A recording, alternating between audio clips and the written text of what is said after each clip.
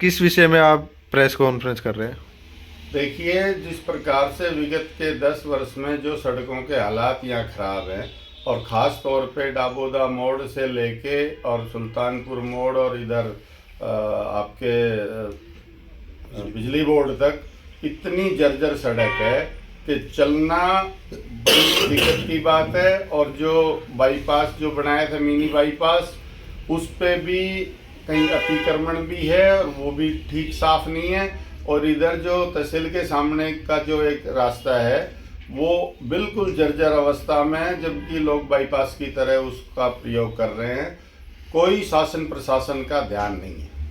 इसके अलावा मुझे कहने की आवश्यकता नहीं है कि किस प्रकार से यहाँ तहसील में भ्रष्टाचार है, किस तरह से पीछे जो रेड भी सरकार ने करवाई लेकिन ढाक के वही ढाई पात है, अभी तक भी कुछ भी उस विषय में हुआ नहीं है।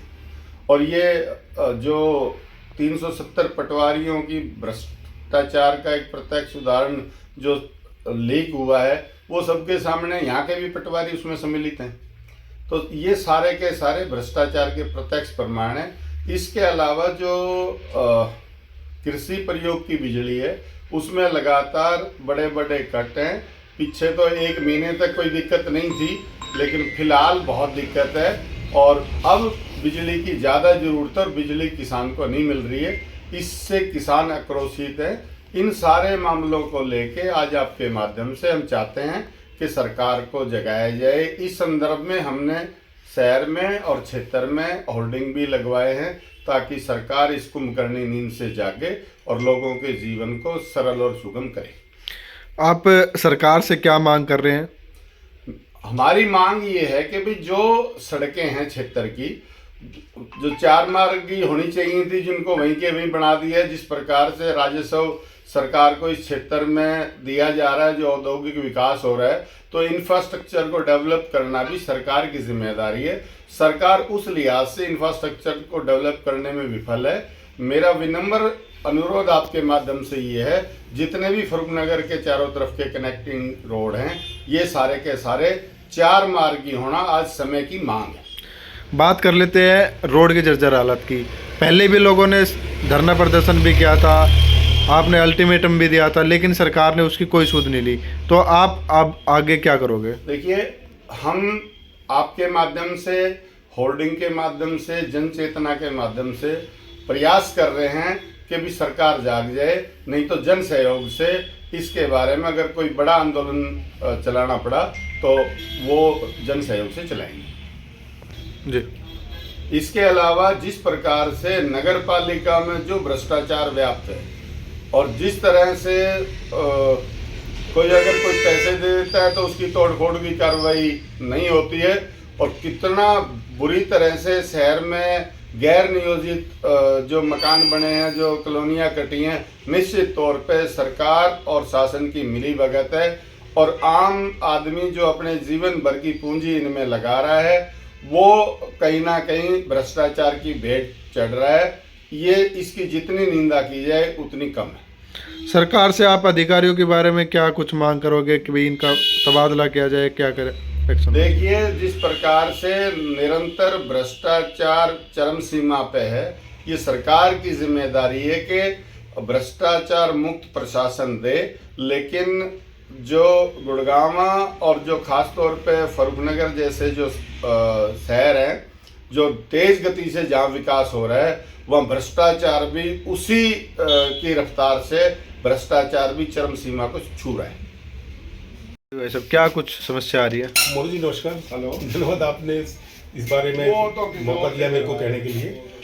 हम देख रहे हैं कि मुख्यमंत्री जी की तरफ से पिछले 2 साल से अब 100 दिन पूरे करके भी बधाई दे रहे हैं, अपनी बता रहे हैं, उपलब्धियां बताई जा रही हैं कि समाधान शिविर जगह जगह लगाए जाएंगे।